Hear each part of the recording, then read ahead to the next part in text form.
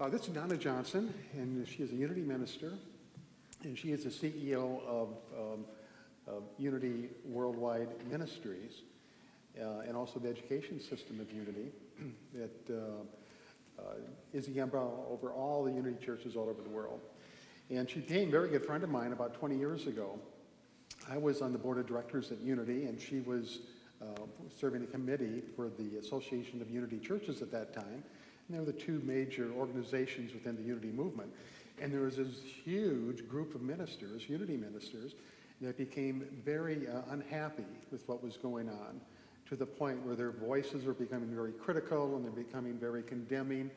And it was creating a fracture, so to speak, within the Unity movement.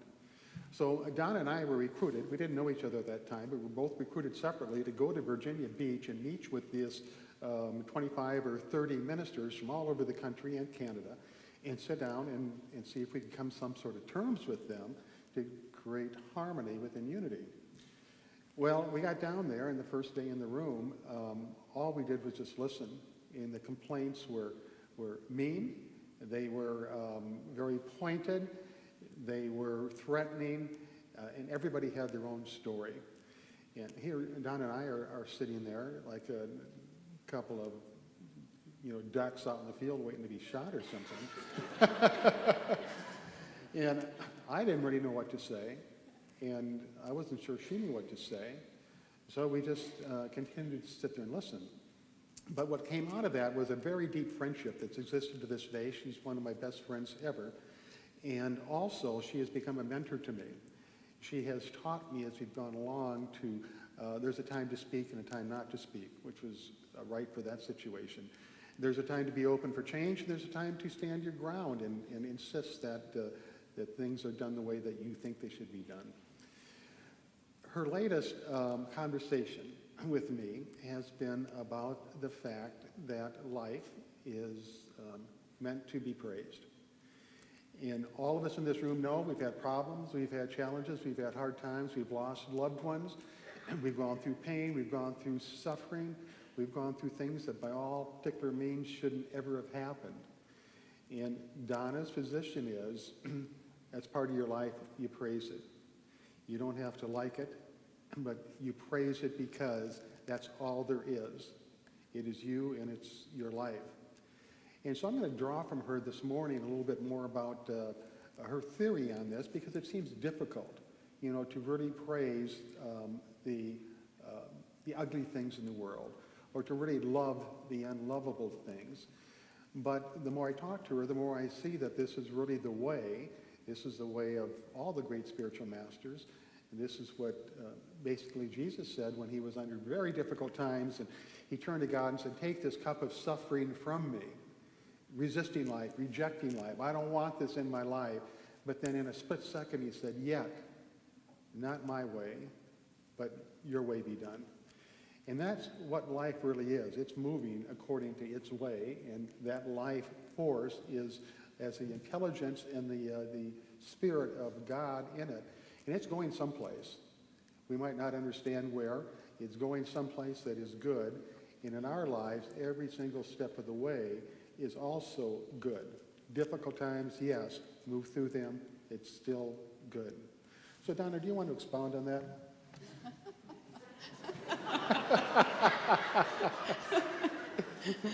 Oh, I love Duke. I totally love Duke. Expound on that. Oh yeah. My position is all I can ever really experience is my own consciousness.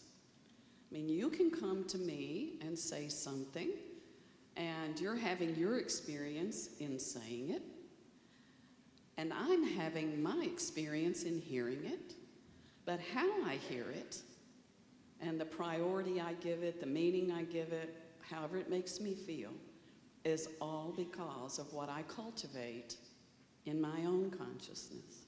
So even if I can read your mind psychically, that's going to go through my own filter for interpretation. Therefore, all I'm experiencing is myself. So I believe that there's only God in the world, and that includes us. The essence of who we are is this divine presence individualized, and this is a foundational unity teaching. We are individualized expressions of God. So that means we have creative ability, and that's why we have free will. What we create is our experience.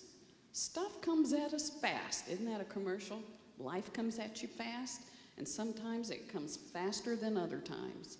And sometimes it feels like a tidal wave, and we're going to drown. But the truth of the matter is the essence of our consciousness, of our life, can never be drowned. It can never be snuffed out. It can never be harmed. It is the eternal, beautiful, shimmering essence, and we have the power to create our experience.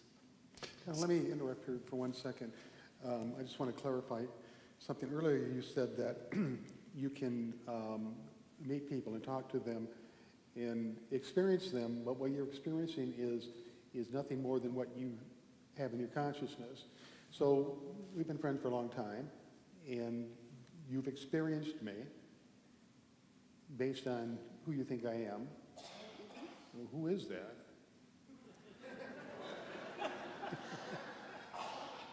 I experience you as unconditional love. I experience you as a divine child. I experience you as a peaceful mind, a peaceful heart, and a peaceful spirit. And there are points where you get whacked out, but they don't last long.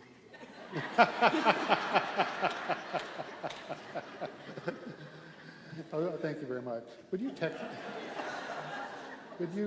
text that to my wife? Happy to, if you want me to, for sure. I'm sorry to interrupt. Go ahead and continue, but I think that's an important point. You know, we all have relationships and we experience each other, but what we're experiencing with each other is simply the model or the idea that we have in our head. And it might be very close to who they are. It might be a long ways off from where they are, especially when you experience somebody in a negative state or with a certain sense of disgust or a repulsion. And there are people, I think like attracts like to a large extent. There are people that I feel resonate with the best of me. And those are the people that I want to associate with. Those are the people I want to share my life with. Those are the people where I feel myself as joy, as unconditional love, as a creative, free spirit. Who on the face of this earth does not want freedom? You know? What's that song? The prayer of every man is to know how freedom feels. Freedom to be myself as I am, however that is, the good, the bad, and the ugly, and to know that I'm not going to be rejected, and I'm not going to be abused or belittled, because I do make mistakes. Did you know that too? No, never heard of that. Yeah. So I was sharing with Duke earlier. This has happened a long time ago, but every now and then I relive it because it's so funny to me. I'm driving down the street, and there's a Burger King with a marquee out front, and it says, "Now accepting applications." EXCEPTING. Accepting applications. And I looked at that and I laughed and I thought, well, what's your chance of being hired there? And I thought, such a difference between accepting your life and accepting your life, whatever application you are putting in there, you know? Well, yeah, what is the difference between I can accept my life as it is, except for this one little thing I want to take out of life, or one little glitch in society that needs to be removed that I can accept. Accept it all, accept. And what you're saying, from what I understand, is move out the accept. No exceptions. You accept life because that's what it is, and you move forward with that. Yes, it doesn't mean you can't change, but if there's something about yourself that you would like to accept, meaning push it away, to deny it, then accept that it's there and know just by calling forth, again, your divine essence, how do you want to be? If you weren't this way, how would you be? And then start being that. It's truly a choice. It may not feel easy at first, but the more you do it, the more you assimilate it into your consciousness until you don't even have to think about it. It's just how you show up. It's who you are. And it's closer to the truth of who you are than anything that separates you from any experience. Mm-hmm. So when you talk about accepting the things in your life, does that hold a provision for making changes in your life? Like there's something very difficult or tragic going on in my life. I accept that because it is. Is there the provision to, okay, now what can I do with this to move it someplace where it doesn't have the suffering or the pain that's involved with it? Yeah, and I call that reframe it. You know, there's a scripture, I think it's in Proverbs. It says, you shall decree a thing and it shall be so. And that's not like abracadabra and I'll make a bunny hop up here on stage. That's not it at all. I decree a thing and it is so for me. You know, this experience is disgusting. That's what it is for me. Or this experience is, lately I've been saying, interesting. Well, isn't that interesting? It gives me an opportunity to think about it or why I have a reaction to it. And what is it? This is pure unity. What is it in my consciousness that makes me decree something unacceptable when I have the power to know it's unacceptable? Yeah, you shouldn't hit somebody. That's not acceptable, but at the same time, I don't have to condemn the person. And I can really, truly send good vibes. Let the sunshine in. Send those good vibes back in the era. Yeah, the vibes. We are powerful people. All of us have influence. All of us can feel each other's energy. Don't you think? Definitely, definitely. So the difficult, the ugly things in life, when you say accept them, you don't mean step forward, shine it up, and sing hallelujah to it. You mean accept it as disgusting, and you feel disgusted by it. Not that you have to pretty up and be happy with it and skip on down the road. Yes, that's what I'm saying. Be happy with your disgust. Just recognize the disgust.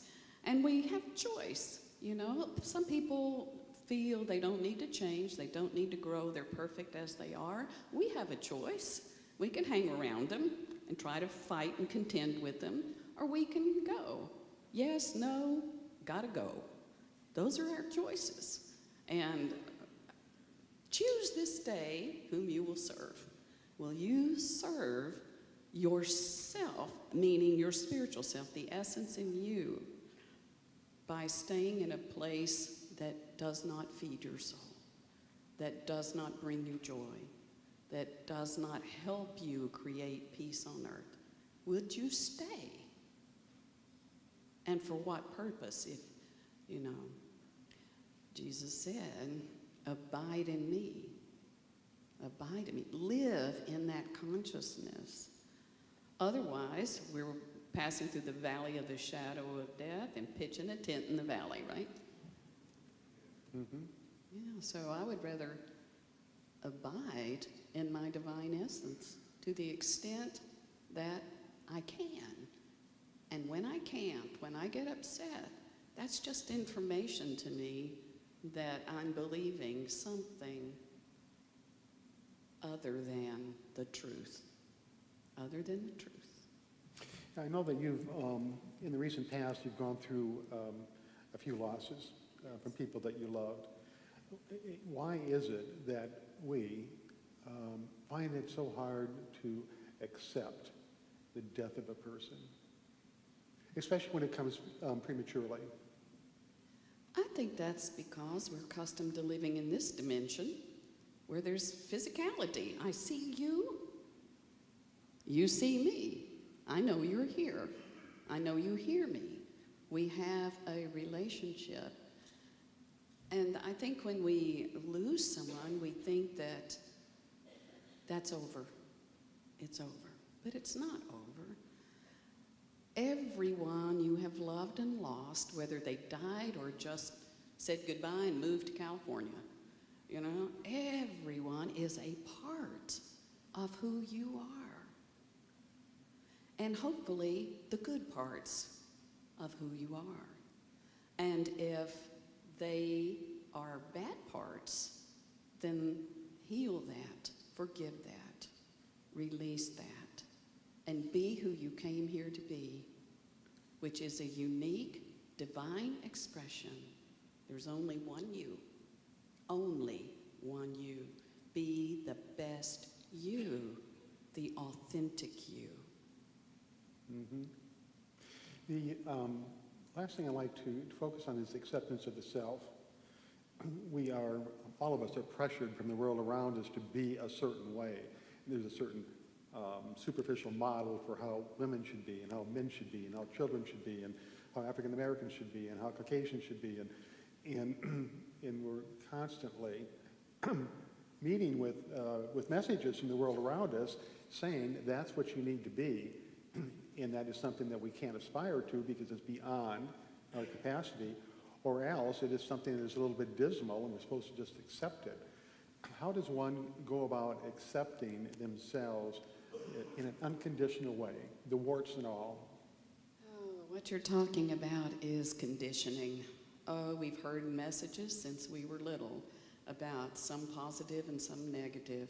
When will you ever learn? Oh, I can't learn. When will you ever grow up? Oh, I can't grow up.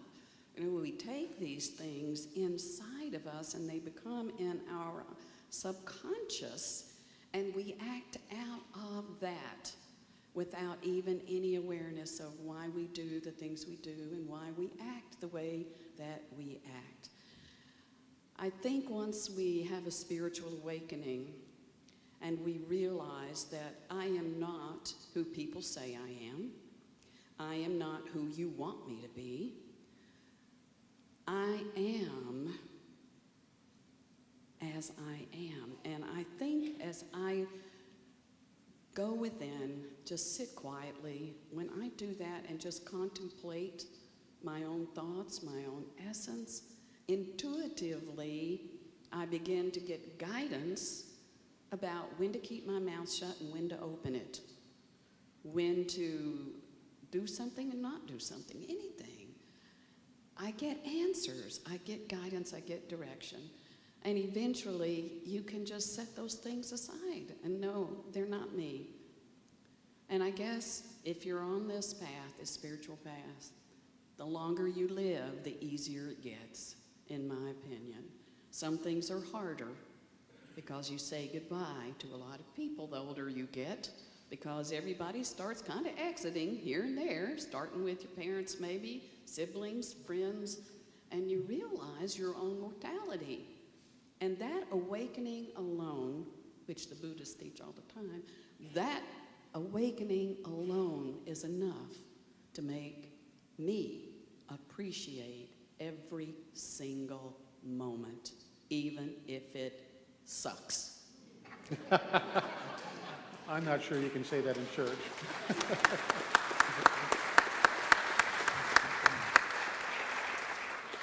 But what you just said reminds me of many, many years ago, I was going through a very difficult time, and there was a lot of self-rejection and self-condemnation in the mix. And so I came to see the minister who happened to be here at the church.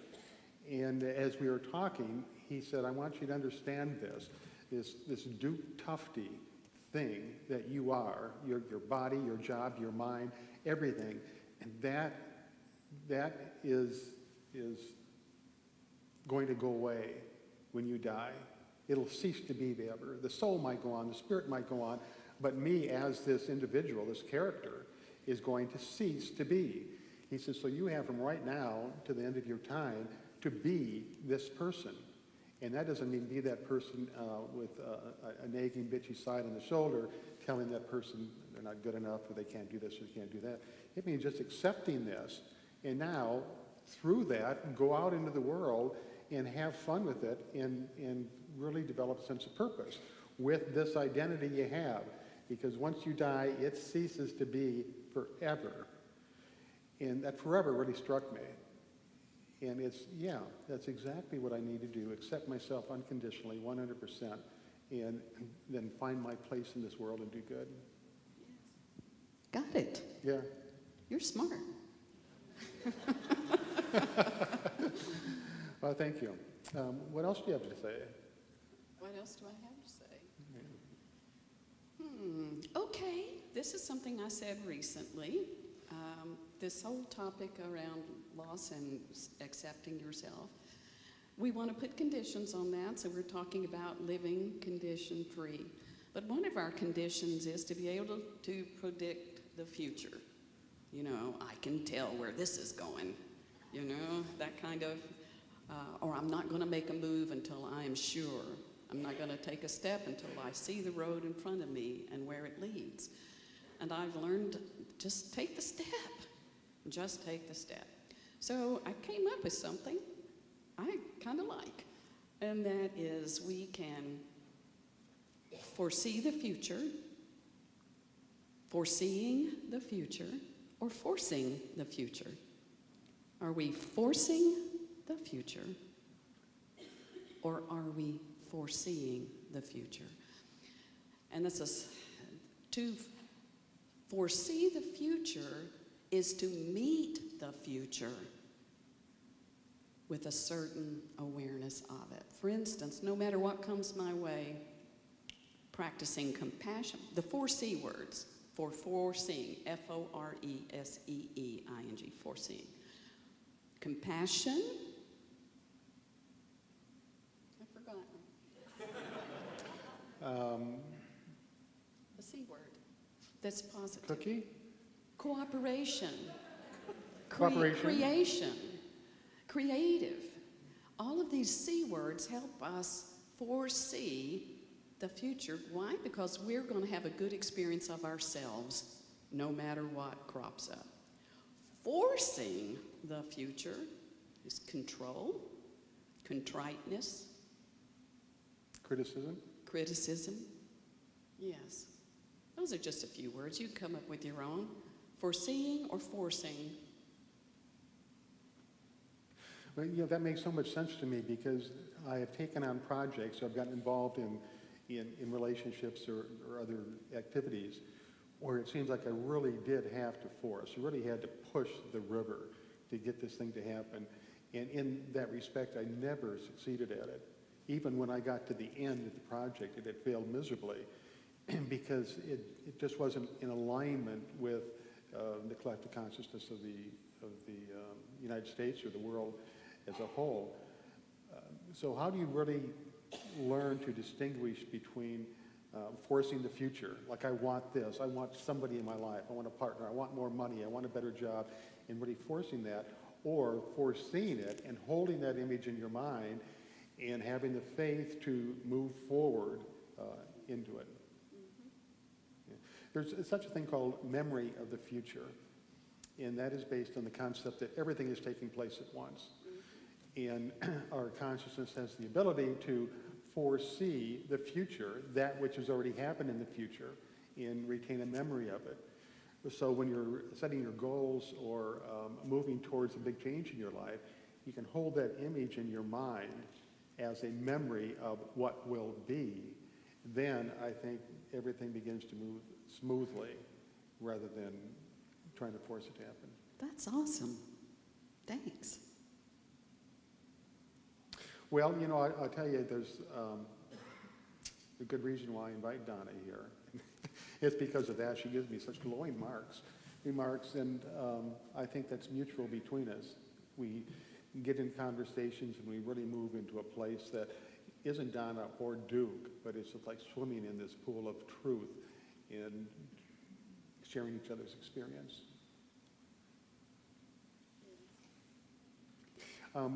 We need a break for meditation, but let's give a round of applause to Donna Johnson.